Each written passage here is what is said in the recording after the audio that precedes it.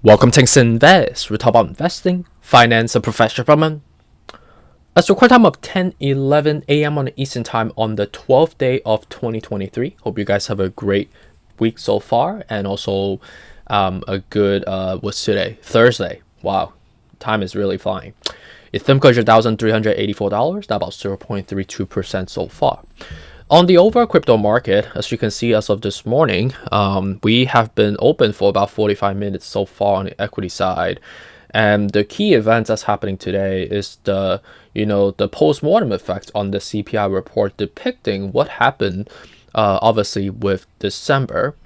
And on a high-level synopsis, you could see that the numbers seems to be normalizing, right? The CPI number fell by 0.1% in December, in line with expectation. So it's not really up or really down, or not really. It's just passing the test, right? And with respect to the high-level comparison, the CPI fell by again 0.1% December, for the biggest drop since April 2020. Sorry. So if you exclude food and energy, core CPI rose by 0.3%, also in line with the estimates. And on an annual basis, the headline CPI rose by 6.5%, while the core index has increased by 5.7%. And with respect to the biggest reason for easing in inflation come from sharp drop in gasoline prices, which we have seen, right? It's no longer like $5 a gallon or $4.75 per gallon. It's a more depleted now, which is now lower on a year-over-year basis, right? So it seems like we're meeting expectations, and translates into more of a green, I guess, spectrum. But again, this is not really up or down, right? We just meeting just barely at 0.1%. So you could technically say that we've been flat compared to expectations. And then other news, and these are just relatively trivial, nothing really specific. And it seems like some more regurgitation news around the FTX debacle. Seems like there is some specific news around just more trivial. Iconic Kobe Bryant jersey up for auction, expect to fetch up to $7 million. So these are just relatively, obviously trivial news. And some other news that we should kind of learn more about is that Q1 is going to be some traveling, right? Me personally, that's where the heavy travel for the business side of the equation will start to pick up, right? I'm actually going to be potentially in Switzerland, Davos, Utah, and then Miami in the next couple of weeks. So it seems like with respect to the FAA situation that we're in right now, some hindrance on the CPI that will be getting depictions for January would not be a surprise for us. So we'll see how that goes, right? So before we dive into technical, let's just go into the let me just go into our track record keeper for ARK Invest. It seems like yesterday was a buy day across the spectrum for ARK Invest. Let's see what BlackRock did. Just take it on a high level. That's interesting. BlackRock was taking the opposite approach in a way. What was it? Yes, definitely was. You could see that they have sold way more in comparisons to, obviously normalizing buying. But I would say across the board, it's definitely more of a selling day than buying day yesterday. And then now looking to the technical front, let's take a look at what we should be doing now, knowing the fact that we have been, triangulating this surge so far on a daily perspective, which was expected. We have formed this golden cross ever since the 2nd of January. So ever since that, we've been leaping up. The next level of resistance is going to be somewhere around 1450, which you could see clearly we're getting rejected. And at the same time, the APEX seems to be formed on the RSI and also on the MACD front.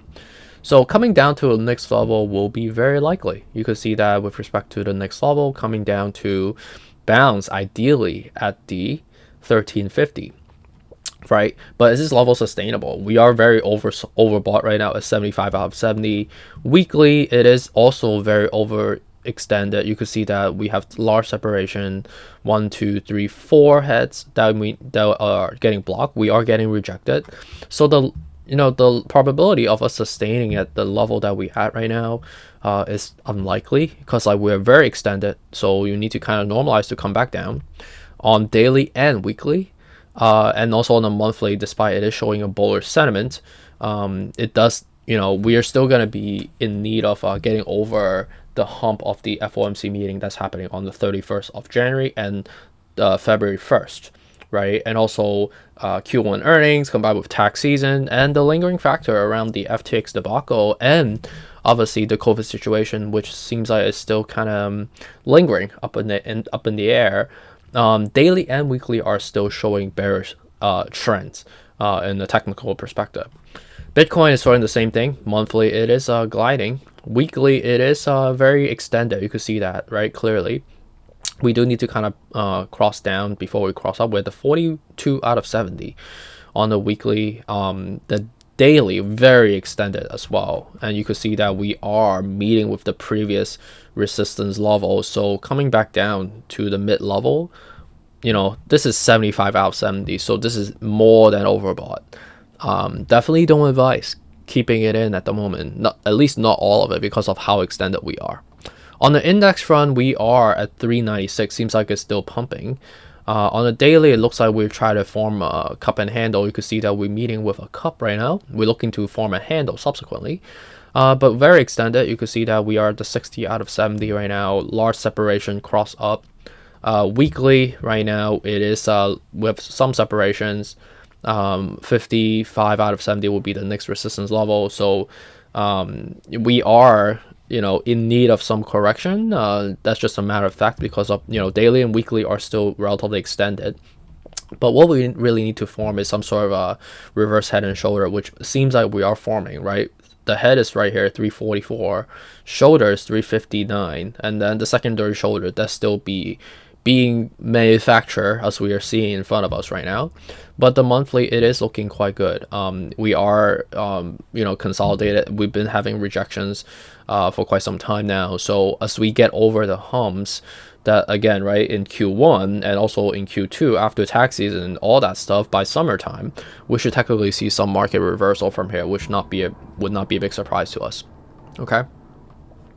So appreciate you for joining me this morning, and sorry for not posting yesterday. It's been just hectic couple of days so far, but I appreciate you, and I will check you on the next one. Take care. Bye.